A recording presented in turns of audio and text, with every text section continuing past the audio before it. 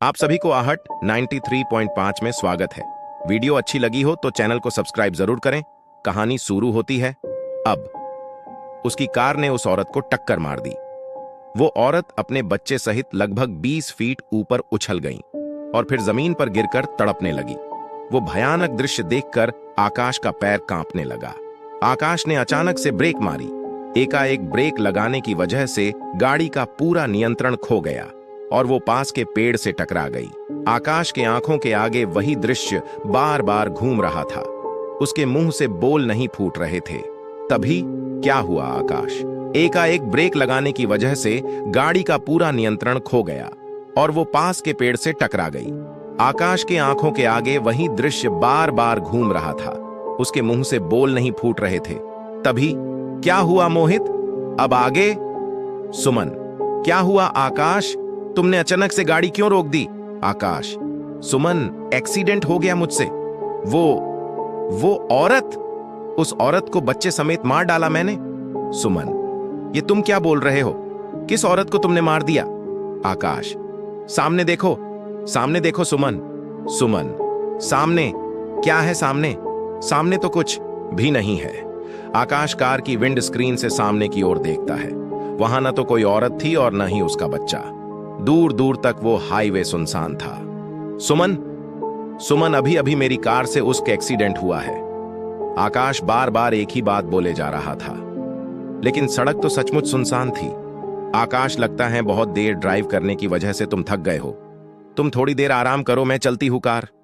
तभी पीछे की सीट से अंशिका ने कहा, पापा, हम पहुंच गए क्या?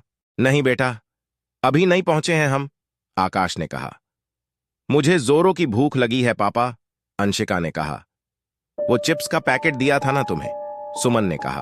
वो तो कब का खत्म हो गया, अंशिका ने कहा। गाड़ी में अब चिप्स के और पैकेट नहीं थे और ना ही और कुछ खाने का सामान था गाड़ी में।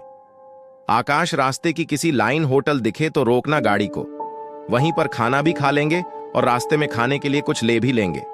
लेकिन आकाश तो जैसे किसी अलग ही दुनिया में था। उसके आंखों के आगे वही दृश्य बार बार घूम रहा था। यह कैसे हो सकता है? वो औरत और वो बच्ची, वो कहां कहां चली गई? मैंने खुद अपनी आंखों से देखा है उन दोनों को गाड़ी से टकराकर गिरकर तड़पते हुए। सुमन, आकाश, क्या हुआ? क्यों रोक रखी है कर? चलो ना, मुझे भी भूख लगी है। लॉकडाउन में 2 साल घर में बंद रहते रहते आकाश, उसकी पत्नी और अंशिका बिल्कुल पक गए थे। 2 दिन पहले ही आकाश और सुमन ने अपनी बेटी अंशिका के जिद पर रोड ट्रिप प्लान किया था। वैसे मन तो दोनों का था कहीं बाहर घूम के आने का, इसलिए वे सभी पहाड़ों पर पूरे 10 दिन की छुट्टियां मनाने के लिए निकल पड़े थे। आकाश कर तो चला रहा था, लेकिन अब उसकी स्पीड कम थी। हालांकि कि वो बात उसके मन में अब भी घूम रही थी। आकाश, फोन में नेटवर्क नहीं आ रहा यार। लाइन होटल कितनी दूर हो? सुमन ने पूछा। पता नहीं सुमन, लेकिन होगा तो जरूर, आकाश ने कहा। यह नेटवर्क भी ना एन मौके पर चला जाता है, सुमन ने अपने फोन को देखते हुए कहा। मम्मा, मैंने कहा था ना और चिप्स खरीद लो, लेकिन तुमने मेरी एक भी नहीं मानी, अंशिका ने मुंह बनाते हुए कहा। बस तुम्हें तो यही सब खाना होता है हमेशा, फिर बाद में पेट दर्द होने पर हमारे सिर में दर्द कर देते हो, सुमन ने गुस्से में कहा। अपनी बीबी और बेटी की बातों को सुनकर आकाश धीमे धीमे मुस्कुरा रहा था। तभी अंशिका बाहर देखती हुई जा रही थी। वो अचानक चिल्लाकर बोली, पापा, स्टॉप कर, वो देखो वहां है लाइन होटल। हाईवे के किनारे वह होटल भी कुछ अजीब सा था। बाहर से देखकर उसे लग रहा था कि कोई बहुत मजबूरी में ही उस होटल में रुकता होगा और खाना खाता होगा। अब ऑप्शन क्या है? आकाश, एक तो नेटवर्क नहीं आ रहा फोन में और आगे न जाने कितनी किलोमीटर पर लाइन होटल हो, उसका कोई पता नहीं। और तुम देख रहे हो ना अंशिका को कितनी जोरों की भूख लगी है।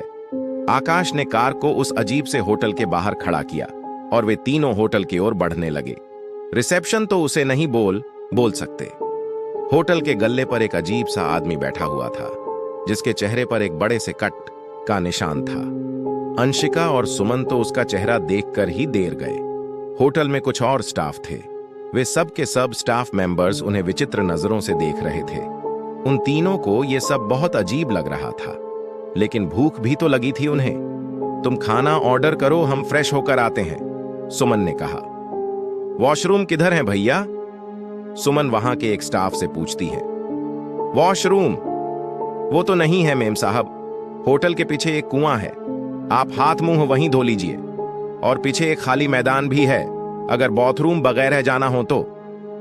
वहां के एक स्टाफ ने कहा। सुमन और अंशिका दोनों मुंह बनाते हुए होटल के पीछे चले जाते हैं। भैया खाने में क्या क्या है? आकाश ने पूछ। साहब हमारे यहाँ केवल वेजिटेरियन खाना मिलता है, आप बोलिए क्या खाएंगे? आकाश ने खाने का ऑर्डर दिया और होटल के बाहर लगी चरपाई पर बैठ गया और हाईवे से गुजरने वाली एक्का दुक्का गाड़ियों को देखने लगा। तभी आकाश की नजर लाइन होटल के बाईं ओर बैठी एक औरत पे गई, जिसने अपनी गोद में एक बच्चा उठा रखा था। जैसी ही आकाश की नजर उस औरत के चेहरे पर गई, उसके दिल की धड़कन जोर जोर से धड़कने लगी। ये तो वही औरत हैं जो मेरी गाड़ी से टकराई थी। मैं इसे बिल्कुल नहीं भूल सकता। यहीं तो उसने साड़ी पहन रखी थी। वो औरत आकाश को विचित्र नजरों से घूरने लगी। आकाश को अब बहुत देर लगने लगा था। तभी उसने देखा कि वो औरत उस बच्चे को गोद में लेकर उठी और हाईवे के दूसरी ओर से आ रहे ट्रक के सामने जाकर खड़ी हो गई। फुल स्पीड में आ रही ट्रक ने उस औरत को जोर से धक्का मारा और दौड़ते हुए चली गई। ये सब देख आकाश के मुंह से चीख निकल गई। उसके पूरे चेहरे पर पसीने की बूंद आ गई और दिल की धड़कन तो इतनी अनियंत्रित हो गई थी कि लगता था कि हार्ट फेल हो जाएगा। वह बिल्कुल सॉक्ड था। तभी उसकी पत्नी सुमन भागते हुए आई। दोस्ती, अगर आपको कहानी पसंद आ रही है तो समीक्षा देकर जरूर बताएं, और ऐसे ही और कहानियां पढ़ने के लिए हमें फॉलो करना न भूले। और एक जरूरी बात, मैं कोई प्रोफेशनल राइटर नहीं हूं, तो अगर मुझसे कोई गलती हो तो मेरी गलतियों को क्षमा करें। चलो, यहां से अंशिका कुएं में गिर गई हैं। वाट, अंशिका कुएं में गिर गई हैं, लेकिन कैसे?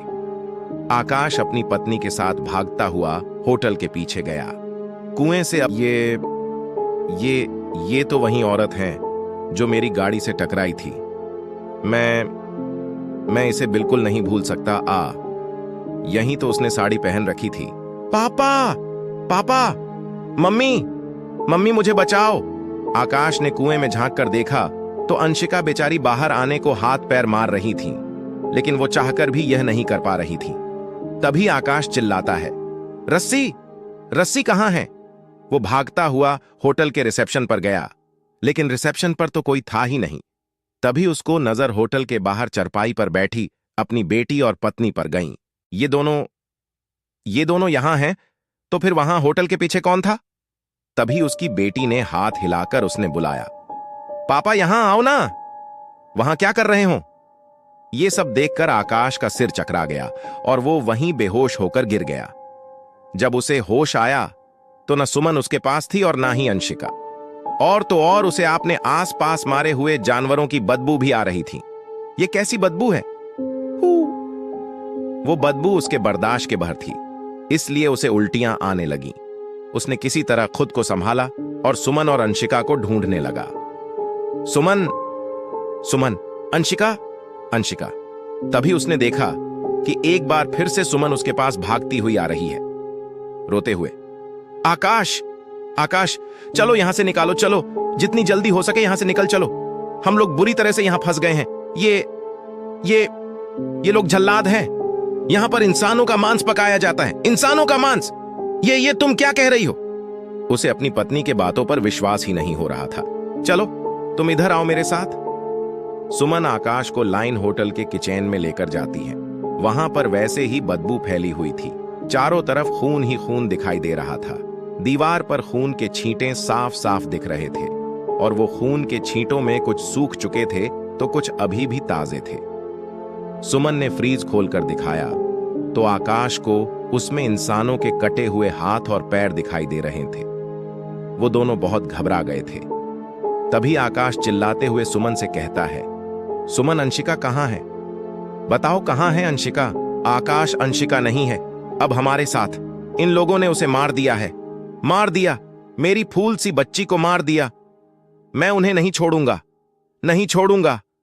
हाँ, आकाश ने जोर से चिल्लाया और वो इधर उधर कुछ ढूंढने लगा। तभी वो किचन में पड़ा एक धारदार और बड़ा सा चाकू आपने हाथों में उठाया और सुमन के साथ भागते हुए बाहर आ गया और होटल के काउंटर पर बैठे इस अजीब से आदमी के गले वो चाकू रख दिया। तुम लोग यहां इंसानी मांस पकाते हो और तुमने मेरी बेटी को मार डाला ना, मैं छोड़ूंगा नहीं।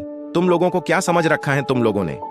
आकाश ने होटल के मालिक पर ताबड़तोड़ चाकू से हमला करना शुरू कर दिया और वो तब तक उसको मारता रहा जब तक वो मर नहीं गया। उसे मरने के बाद एक बार फिर उसकी नजर सड़क पर गई। उसे फिर से वही औरत गोद में बच्चे को लिए हुए खड़ी दिखाई दी। वो औरत अब भी उसे उसी तरह घूर रही थी। सुमन, ये देखो, ये वही औरत है जो मुझे बार बार दिखाई दे रही है। मैं इसे छोड़ूंगा नहीं, इसने मुझे परेशान कर दिया है। वो आपने हाथों में चाकू लिए सड़क पर भागने लगा। वो औरत आपने बच्चे को गोद में लिए आगे आगे भाग रही थी। सुमन भी आकाश को आवाज देते हुए उसके पीछे भागने लगी। तभी कुछ ही दूरी पर आकाश को सड़क के किनारे एक पेड़ के पास पुलिस की गाड़ी खड़ी दिखाई दी। वो भागता हुआ उनके पास गया और अपनी आप बीती उनसे सुनने लगा, लेकिन पुलिस वाले तो उसको कोई बात सुन ही नहीं रहे थे। तभी उसने जोर से चीखते हुए कहा, अरे आप लोग मेरी बात क्यों नहीं सुन रहे हो? पुलिस वाले अपने काम में लगे हुए थे। कुछ पत्रकार और फोटोग्राफर भी उन पुलिस के टीम के साथ में खड़े थे। पुलिस की टीम एक कार से बारी बारी से लाशें निकल रही थीं। पहली लाश आकाश की बेटी अंशिका की थी, दूसरी उसकी पत्नी सुमन और तीसरी उसकी खुद की लाश थी। आकाश ये सब देखकर एकदम अंदर से हिल गया। तभी उन पुलिस वालों ने से एक ने कहा, जब इतना बड़ा बोर्ड यहां लगा रखा है कि आगे खतरा है, इस रोड पर ना जाएं, फिर भी इस फैमिली को ये बोर्ड नहीं दिखा। सर, ये फैमिली क्या पिछले 6 महीने से ये बोर्ड लगभग 2 दर्जन फैमिली को नहीं दिखा? और वे इस रोड पर एक्सीडेंट का शिकार होकर पूरे परिवार के साथ अपनी जान गंवा चुके हैं। एक रिपोर्टर ने कहा, अगले दिन की अखबारों में हेडलाइंस में उसी एक्सीडेंट की खबर थी। एक बार फिर से सालों से बंद पड़े उस खौफनाक सड़क ने एक परिवार को मार डाला था। क्रमशः दोस्तों, ये कहानी यहीं खत्म की जाती है। कहानी आपको कैसी लगी ये हमें आप जरूर बताएं। मिलते हैं आपसे एक और नई कहानी के साथ।